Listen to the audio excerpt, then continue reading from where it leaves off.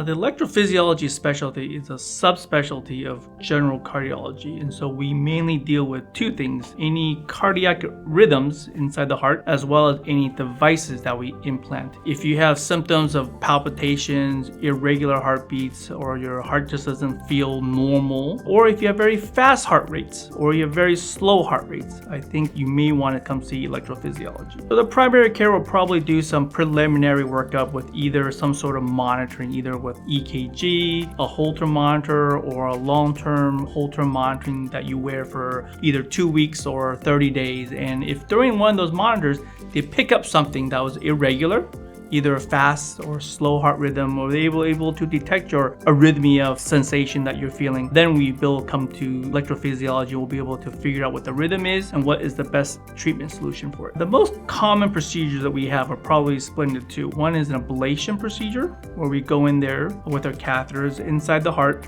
and we try to fix the arrhythmias. Or secondly, we have these devices where we implant either a pacemaker or an ICD to help correct the rhythm. If the mechanism of arrhythmia is something that we can fix by ablating some of these atypical cells that are just beating abnormally, then we'll offer the ablation procedure. However, sometimes with the heart cells, the nerves gotten old or they're broken, and so in order to replace a broken wire, we have to replace it with either like a pacemaker, or if you have a potential for a life-threatening arrhythmia, then you'll need a defibrillator to prevent sudden cardiac death. Most of our procedures are considered a procedure, and they're mostly outpatient. It means you come on in, you'll come into the hospital, you'll come into the cath lab, the electrophysiology room, then you'll be hooked up to a lot of leads and monitoring system, and then we will then do the procedure, which usually can take 1 hour up to 4 to 5 hours, and then afterwards you'll go back to the recovery area, and then most people go home the same day.